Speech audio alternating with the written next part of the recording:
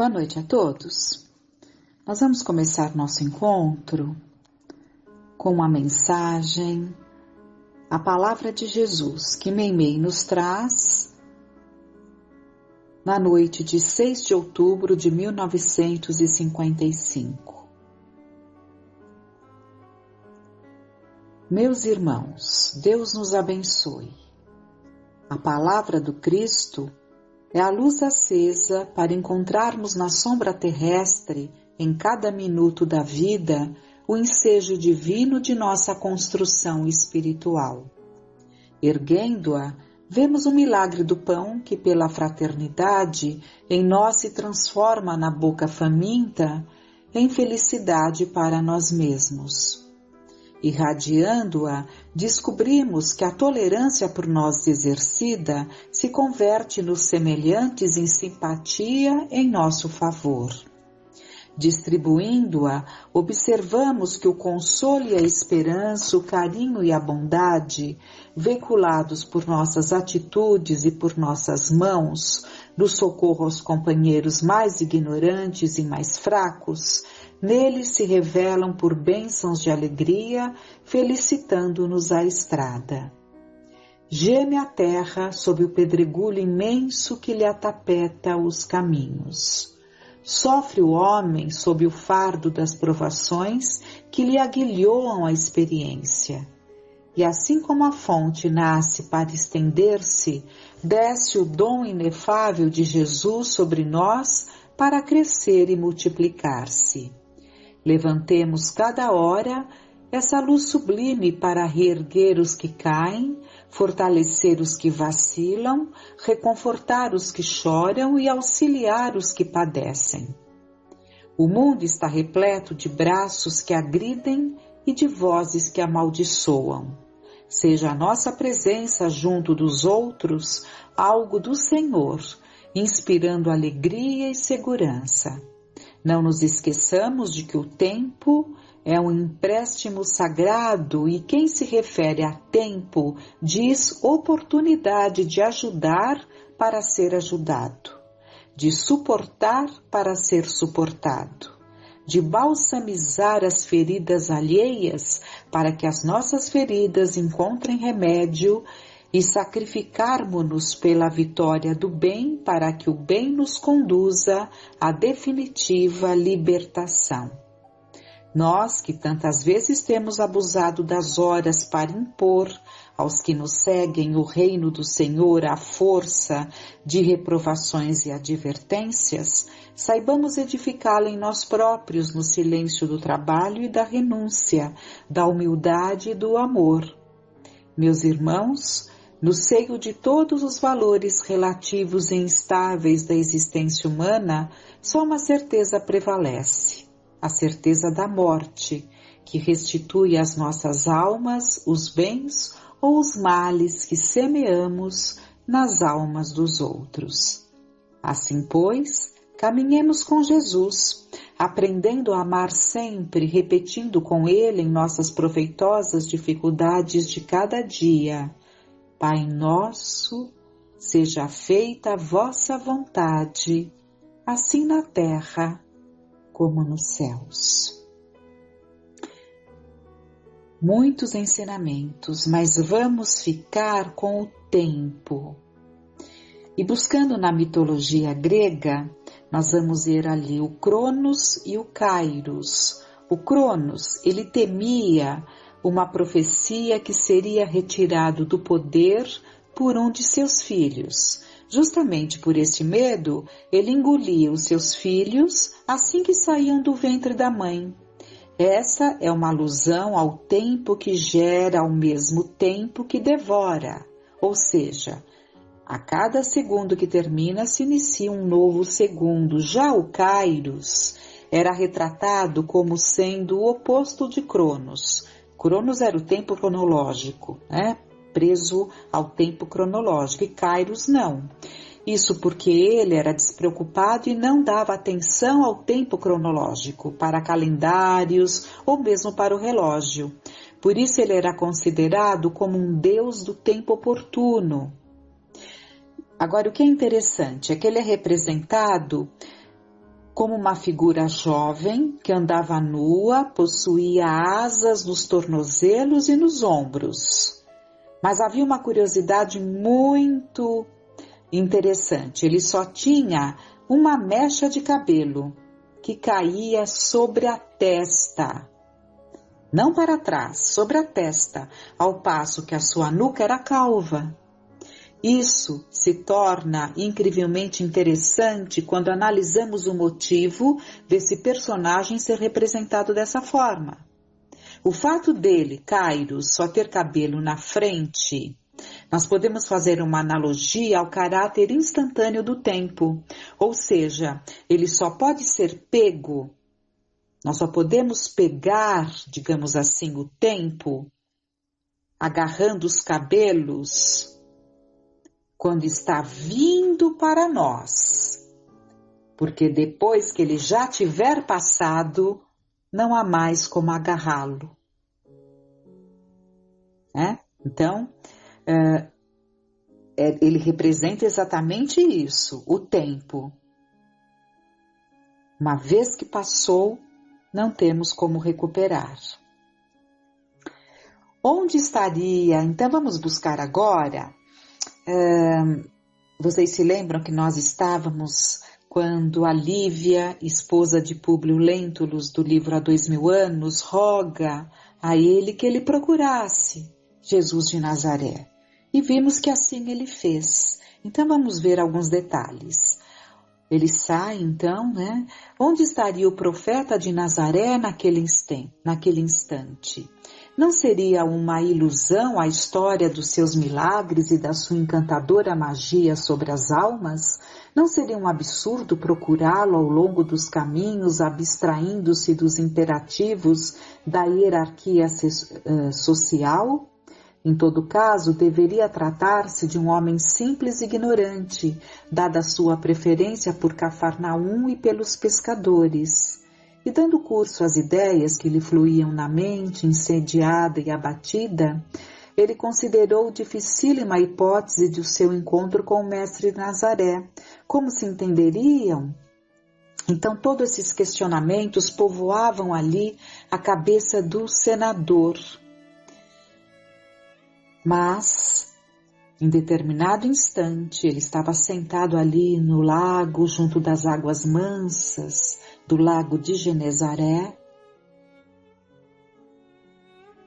E nesse instante, com o espírito como se estivesse sob o império de estranho e suave magnetismo, ouviu passos brandos de alguém que buscava aquele sítio.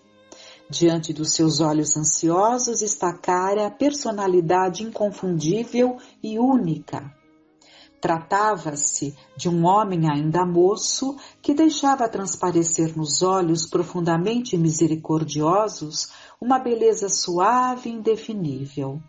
Longos e sedosos cabelos molduravam-lhe o semblante compassivo, como se fossem fios castanhos levemente dourados por luz desconhecida. Sorriso divino, revelando ao mesmo tempo bondade imensa e singular energia, irradiava da sua melancólica e majestosa figura uma fascinação irresistível. Públio Lentulus não teve dificuldade em identificar aquela criatura impressionante, mas no seu coração marulhavam ondas de sentimentos que até então lhe eram ignorados. E ele entra ali naqueles pensamentos todos quando Jesus lhe fala: Senador, por que me procuras? E espraiando o olhar profundo na paisagem como se desejasse que a sua voz fosse ouvida por todos os homens do planeta, rematou com serena nobreza: Fora melhor que me procurasses publicamente e na hora mais clara do dia, para que pudesses adquirir de uma só vez e para toda a vida a lição sublime da fé e da humildade. Mas eu não vim ao mundo para derrogar as leis supremas da natureza e venho ao encontro do teu coração desfalecido. Públio Lentulus não pôde exprimir, além das suas lágrimas copiosas, nada pôde exprimir, além das lágrimas, pensando amargamente na filhinha, mas o profeta, como se prescindisse das suas palavras articuladas, continuou: Sim, não venho buscar o homem de estado superficial e orgulhoso que só os séculos de sofrimento podem caminhar ao regaço de meu pai. Venho atender às súplicas de um coração desditoso e oprimido.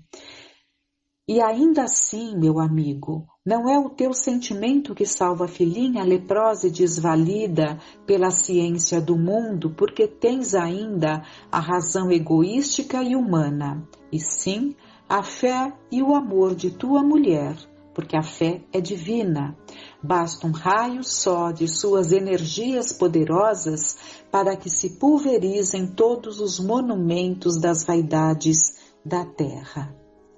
Comovido e magnetizado, o senador considerou intimamente que seu espírito pairava numa atmosfera de sonho, tais as comoções desconhecidas e imprevistas que se lhe represavam no coração, querendo crer que os seus sentidos reais se achavam travados num jogo incompreensível de completa ilusão. Não, meu amigo, não estás sonhando, exclamou meigo e enérgico o mestre, adivinhando-lhe os pensamentos.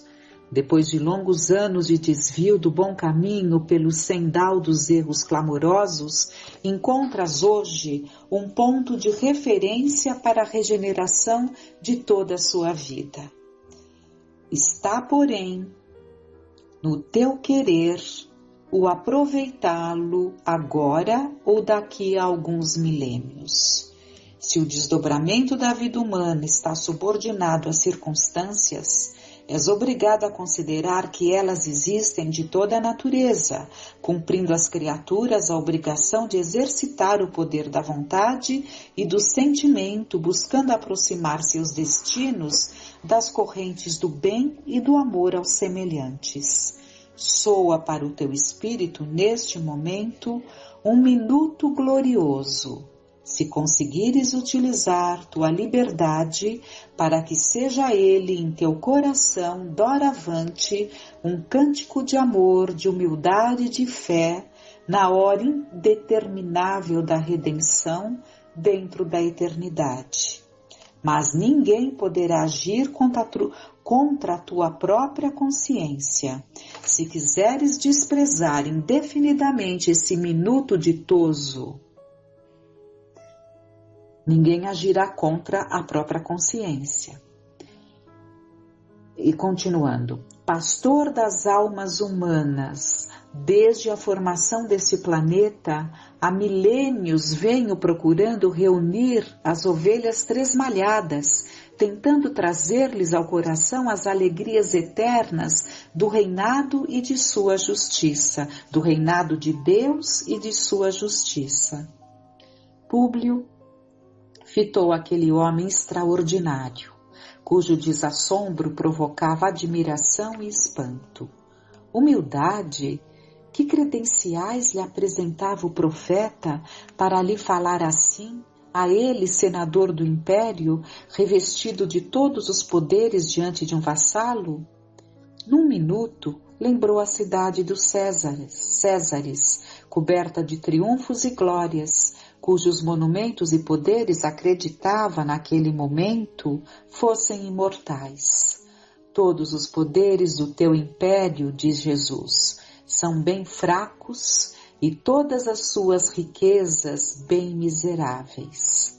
As magnificências dos Césares são ilusões efêmeras de um dia, porque todos os sábios, como todos os guerreiros, são chamados no momento oportuno aos tribunais da justiça de meu Pai que está no céu. Um dia deixarão de existir as suas águias poderosas sob um punhado de cinzas misérrimas. Suas ciências se transformarão ao sopro dos esforços de outros trabalhadores mais dignos do progresso. Suas leis iníquas serão tragadas no abismo tenebroso desses séculos de impiedade, porque só uma lei existe e sobreviverá aos escombros da inquietação do homem. A lei do amor, instituída por meu Pai desde o princípio da criação. Agora, volta ao lar, consciente das responsabilidades do teu destino. Se a fé instituiu na tua casa o que consideras alegria com o restabelecimento de tua filha, não te esqueças que isto representa um agravo de deveres para o teu coração diante de nosso Pai Todo-Poderoso. O senador quis falar, mas a voz tornara-se-lhe embargada de comoção e de profundos sentimentos. Desejou retirar-se, porém, nesse momento, notou que o profeta de Nazaré se transfigurava de olhos fitos no céu. Aquele sítio deveria ser um santuário de suas meditações e de suas preces, no coração perfumado da natureza, porque Públio adivinhou que ele orava intensamente, observando que lágrimas copiosas lhe lavavam o rosto, banhado então por uma claridade branda, evidenciando a sua beleza serena e indefinível melancolia. Nesse instante, contudo, suave torpor paralisou as faculdades de observação do patrício, que se aquietou estarrecido. Deviam ser umas 21 horas, quando o senador sentiu que despertava. Leve aragem acariciava-lhe os cabelos, e a lua entornava seus raios argênteos no espelho carinhoso e imenso das águas. Guardando na memória os mínimos pormenores daquele minuto inesquecível, Públio sentiu-se humilhado e diminuído em face da fraqueza de que dera testemunho diante daquele homem extraordinário. Uma torrente de ideias antagônicas represava-se-lhe no cérebro acerca de suas admoestações e daquelas palavras agora arquivadas para sempre no âmago de sua consciência. O texto é longo, ele retorna à casa, encontra a filhinha curada, já com tudo muito aliviado, já havia até comido com muita vontade, e no entanto, diante ali da alegria de Lívia e da serva Ana, ele deixa vir à tona aquele orgulho que ele trazia nesse sentido de ser senador romano, um patrício romano, com todos os poderes que lhe eram conferidos, e ele não coloca, não entende, não aceita a cura da filhinha como vindo do mestre. E assim ele despreza esse minuto glorioso. Então esse é o ponto que perseguiu a esse espírito na sua caminhada, a ponto dele reverter nessa mesma encarnação, né? Leiam esse livro, devorem essas páginas, entreguem-se a essa riqueza que Emmanuel nos traz. Porque nessa mesma encarnação, o orgulhoso, mas de caráter, mas o orgulhoso senador Públio abre as portas do seu coração para Jesus. Que possamos nós então, finalizando, percebermos o valor do tempo, percebermos aquele minuto glorioso, e são muitos os minutos gloriosos com os quais nos deparamos nas nossas vidas. E dependerá dessa escolha o transcorrer das nossas lutas. Lutas mais acerbas, quantas vezes em caráter expiatório. não como uma prova desafiadora que pedimos para o nosso crescimento. Então reflitamos, peçamos a Deus e a Jesus que todos esses ensinamentos possam fazer morada em nosso coração, porque nos lembremos que foram essas palavras de Jesus que ficaram no coração dele, mesmo ele desprezando momentaneamente, mas foram elas que o ajudaram a reerguer-se. E nós temos essas palavras todas dos ensinamentos de Jesus porque ele nos trouxe, e que elas possam nos ajudar nesse nosso processo de redenção. Com muita confiança, tenhamos uma noite.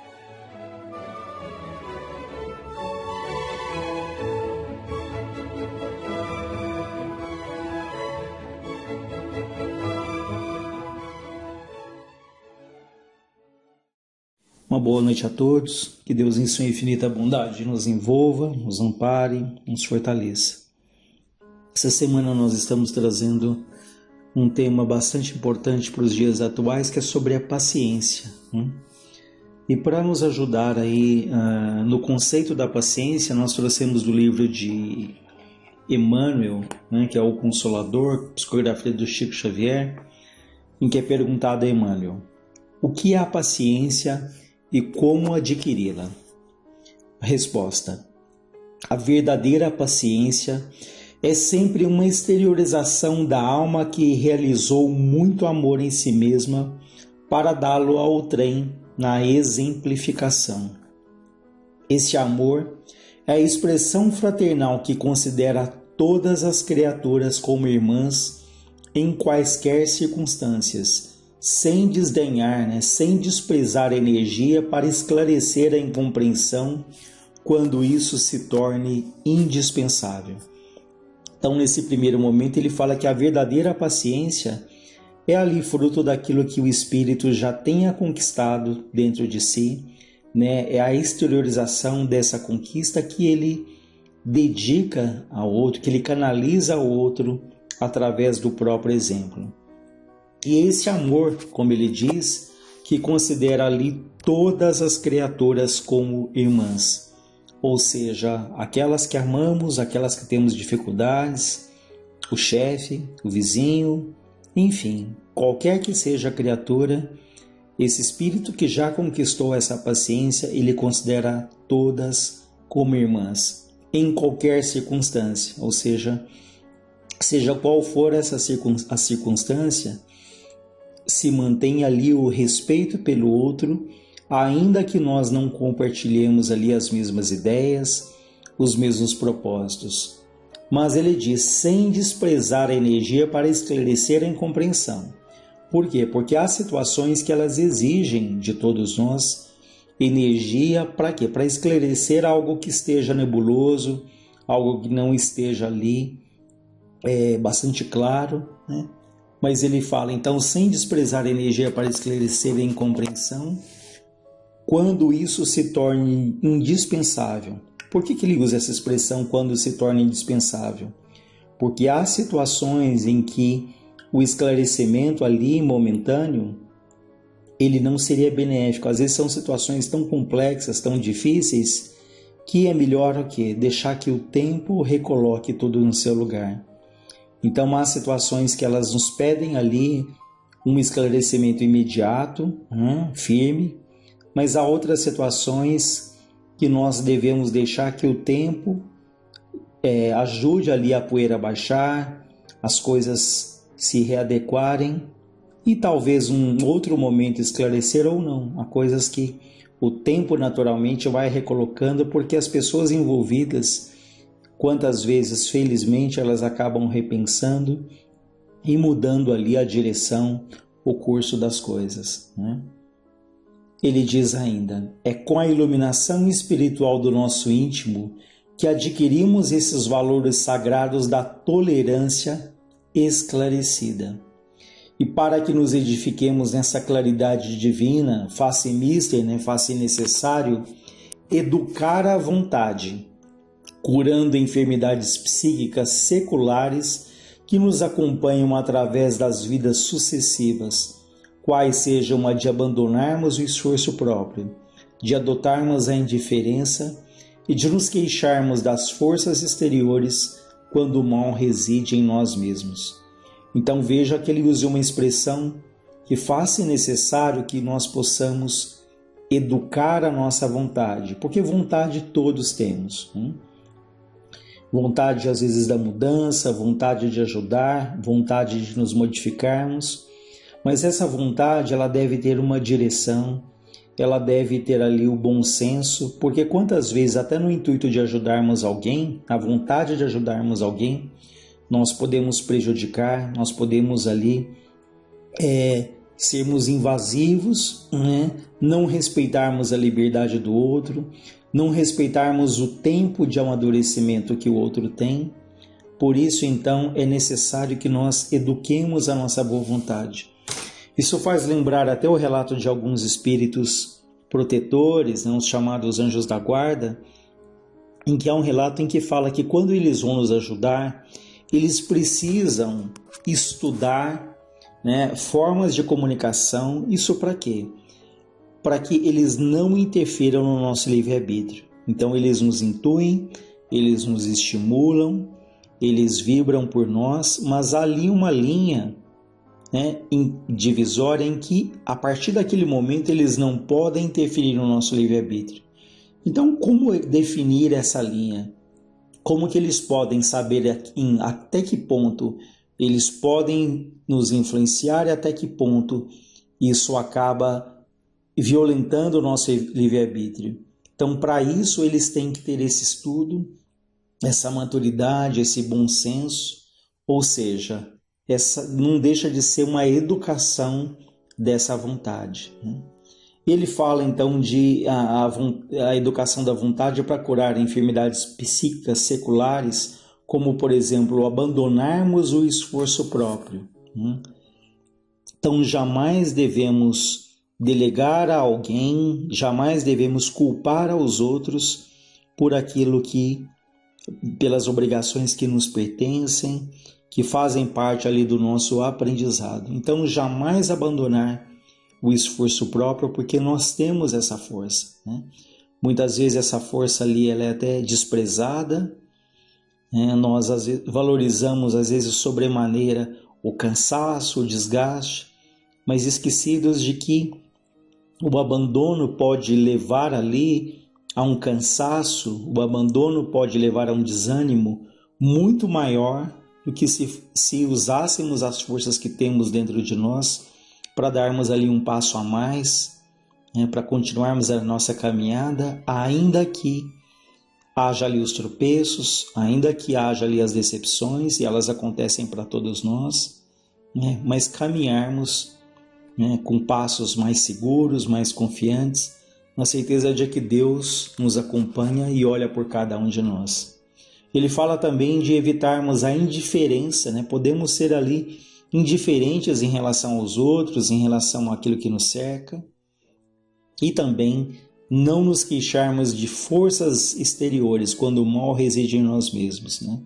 Não atribuirmos então aquilo que se passa fora de nós, não culparmos o outro pela nossa própria dificuldade, pela nossa própria infelicidade, já que tudo reside ali dentro de nós, né? Nós não podemos mudar aquilo, às vezes aquilo que acontece fora, mas nós podemos mudar como nós reagimos àquilo que acontece fora. E isso ali é uma construção, é um exercício constante.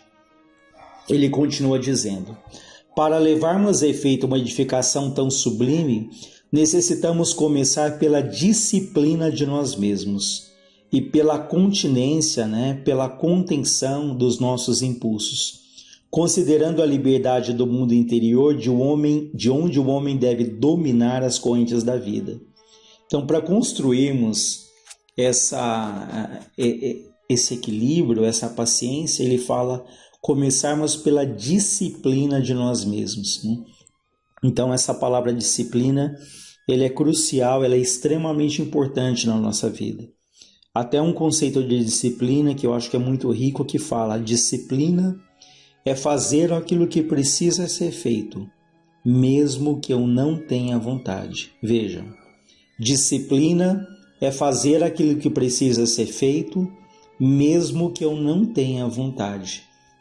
Então essa disciplina, esse cuidado que vai ali pouco a pouco solidificando aquilo que nós estamos começando a aprender. Então isso vai levar ali à continência dos nossos impulsos, ou seja, a educar, a canalizar ali os nossos impulsos para que nós dominemos então as correntes da vida. Ele continua dizendo, o adágio popular, o dito popular considera que o hábito faz a segunda natureza, ou o hábito faz o monge, como alguns preferem dizer. E nós devemos aprender que a disciplina antecede a espontaneidade, dentro do qual pode a alma atingir mais facilmente o desiderato da sua redenção. Então, dentro desse conceito de paciência, ele fala para exercitarmos, porque o hábito vai fazer a segunda natureza, ou seja, aquilo que nós vamos repetindo diariamente, isso vai ali cristalizando, isso vai fazendo parte da nossa maneira de ser. O problema é que muitas vezes nós até começamos algum hábito diferente, alguma proposta, e nas primeiras dificuldades nós falamos, é muito difícil, eu sou incapaz, eu não sou santo. Mas se persistíssemos, aquilo seria ali um elemento natural da nossa vida. Até uma vez falaram a respeito da prece, Se nós cultivássemos a prece, ela passaria a ser um elemento natural da nossa vida, como é a nossa própria respiração. E essa frase que diz que a disciplina antecede a espontaneidade também é muito rica, porque nós esperamos a espontaneidade. Nós esperamos que uma emoção arrebatadora, uma vontade intensa nos domine para fazermos algo.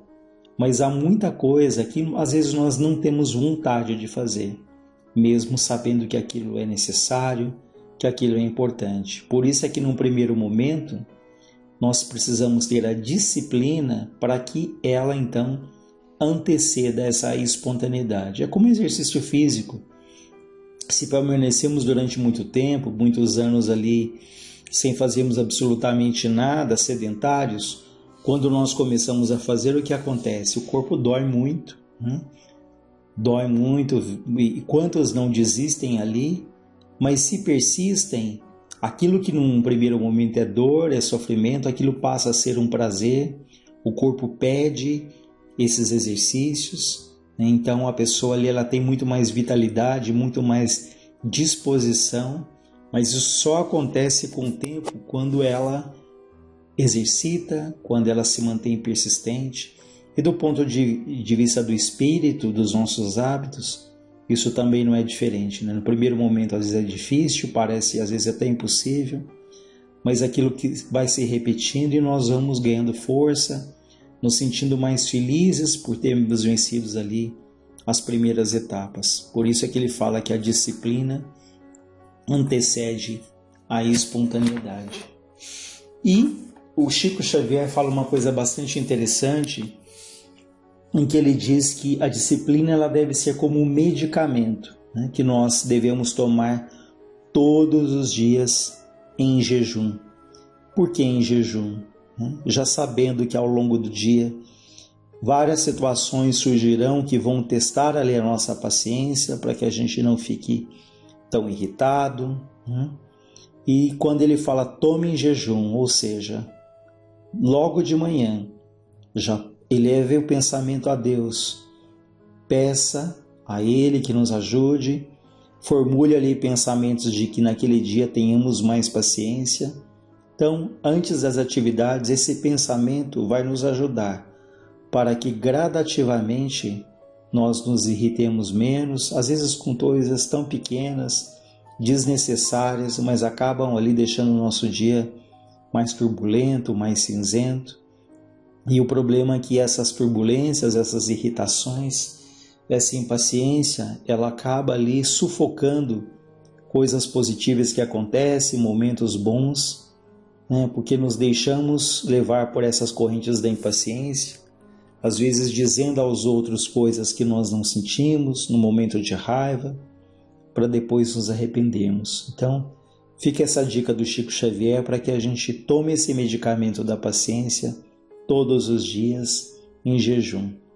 E de fato é um medicamento, né? Porque nós sabemos, até do ponto de vista físico, que essa irritação, né, que esse estresse acaba ali alterando a nossa pressão arterial, aumentando a nossa frequência cardíaca, os músculos se contraem, gerando ali a dor, o desconforto, a dor de cabeça, provocando alergias, acne, insônia, reduzindo o nosso apetite, gerando problemas digestivos, né, as úlceras, gastrites, a queda de cabelo, a sudorese, que é o suor excessivo, e principalmente reduzindo a nossa imunidade, que é um ponto tão importante, né, sobretudo nesse ano aí em que nós devemos cuidar da nossa imunidade, em que ela tem uma ligação muito direta com o nosso estado emocional.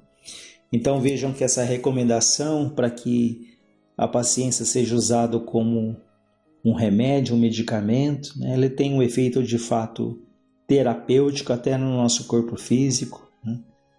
Então fica aí essa lembrança, essa sugestão do Chico, né?